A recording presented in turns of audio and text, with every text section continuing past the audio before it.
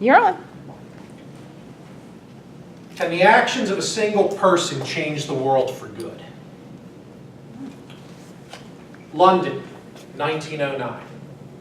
It's a foggy night, and on the streets of London is an American named William Boyce. And William Boyce is in a bit of a pickle. He's lost. He's visiting London on business, and he doesn't know where his hotel is. This is 1909, so he doesn't have the Google. He doesn't have Uber, and like typical men, he probably doesn't even have a map. So he's wandering these foggy streets, not knowing where to go.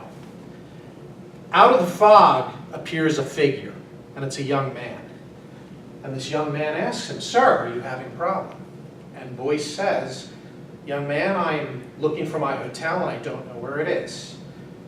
Boyce shared the name of the hotel, and the boy knew the address. He led William Boyce safely to the hotel. Without even thinking about it, Boyce reaches into his pocket and pulls out some money to give the boy a tip. Now, in history, there are moments. We can think of them as hinges on which the door will swing one way or another. What if the Mayflower had sank on the way to the United States of America? What if Paul Revere had been captured by the British when he was making his famous ride? What if the South won the Civil War? Things would have gone completely different. And on the street in London, we're at one of those hinge moments right now. The young man looks at Boyce and says, "Sir, I cannot take this money, for I am a scout, and this was my good turn for the day." And Boyce wondered at this, and he asked the boy a little more. And the following day, Boyce sought out William Baden-Powell.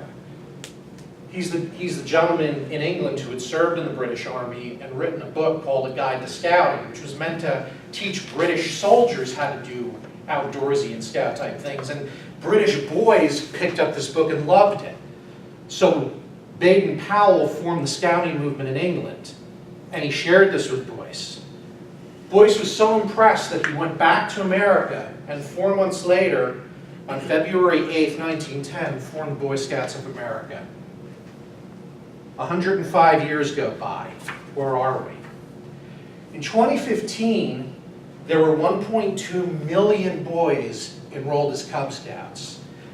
That's the first program for 1st through 5th graders.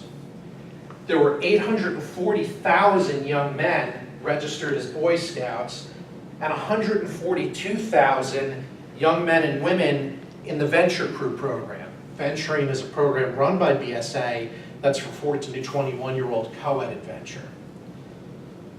In the United States, there are over 103,000 scouting units of Cub packs, Boy Scout troops, and venture crews.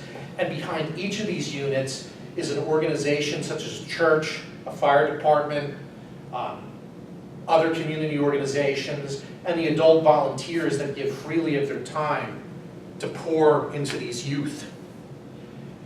And what do we teach these youth? Well, we teach them the 12 points of the Scout Law.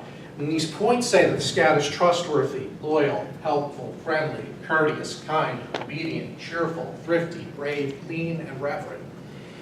It's a moral compass that shows us how we should live and treat each other. Scouts are taught to be prepared. Prepared for what? They're taught to be prepared for anything that life might throw at them. And they are encouraged to do a good turn daily like that unknown scout on the streets of London years ago.